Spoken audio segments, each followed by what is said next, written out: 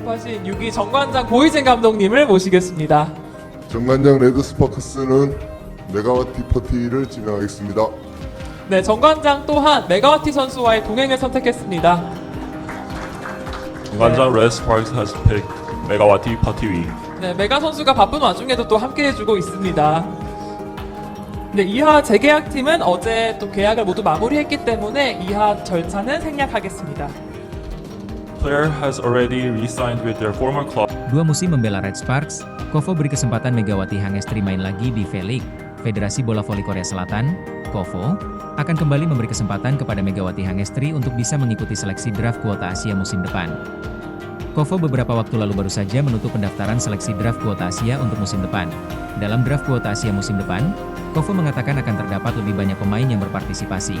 Melansir dari laman seoul.co, KOVO mengatakan jika pada draft kuota Asia untuk musim depan terdapat 101 pemain putra dan 45 pemain putri yang mendaftar.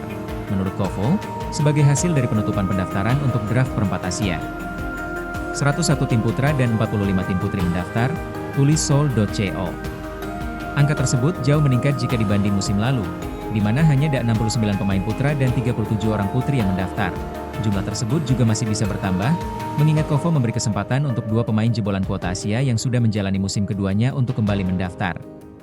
Kedua pemain itu adalah Deng Sin Feng yang membela Hyundai Capital di divisi putra dan Megawati Hangestri yang memperkuat Red Sparks di divisi putri. Pemain yang aktif, termasuk Deng Sin Feng, Hyundai Capital, dan Megawati Hangestri, Red Sparks, yang saat ini bermain di V-League 2024 hingga 2025, dapat mendaftar hingga 10 April, sehari sebelum draft. Tulis seoul.co. Selain itu, KOVO juga menunggu keputusan 7 tim dari divisi putra dan putri apakah akan memperbarui kontrak pemain Asia mereka musim ini atau tidak. 7 klub di setiap divisi pria dan wanita harus memutuskan apakah akan memperbarui kontrak dengan pemain yang ada dan memberitahu liga sebelum draft, tutup seoul.co. Berdasarkan peraturan dari KOVO, pemain kuota Asia hanya diperbolehkan membela klub yang selama 2 musim.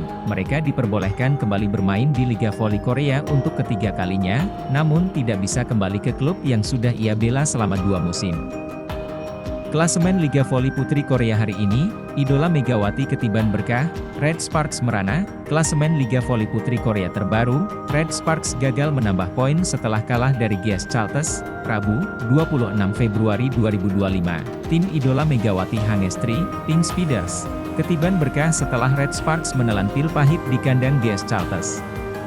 Hasil laga Red Sparks versus GS Chalters yang berakhir dengan skor 1-3 membuat Pink Speeders memastikan posisi pertamanya di babak reguler dengan sendirinya sebagaimana dikutip Naver Sports. Bahkan jika Red Sparks memenangkan semua 5 pertandingan liga reguler yang tersisa dan menambah 15 poin, mereka tidak akan dapat melampaui Pink Speeders. Kim Yeon Kyung, panutan Megawati yang akan pensiun setelah musim ini, telah menjadi pusat dari tim selama 31 pertandingan.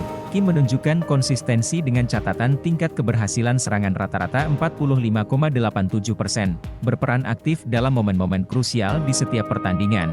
Tatkala Pink Speeders berpesta gegara juara babak reguler, Red Sparks merana gegara kehilangan 2 pilar andalannya.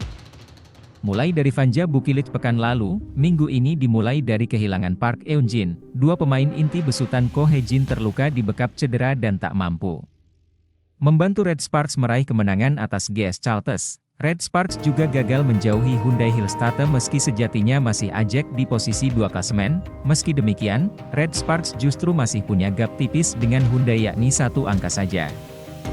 Inilah yang membuat tim asal Daejeon rawan tergusur oleh sang juara bertahan. Ditambah badai cedera yang menimpa Red Sparks, membuat perjalanan tim Megawati menatap getir babak playoff. Ya, peluang Megawati dan kolega melesat ke playoff terbuka lebar. Hanya saja di sisa musim reguler ini Red Sparks mencoba peruntungan untuk finish di posisi kedua, dengan harapan bisa main di kandang lebih dulu ketika bertarung dengan Hyundai di babak playoff nanti.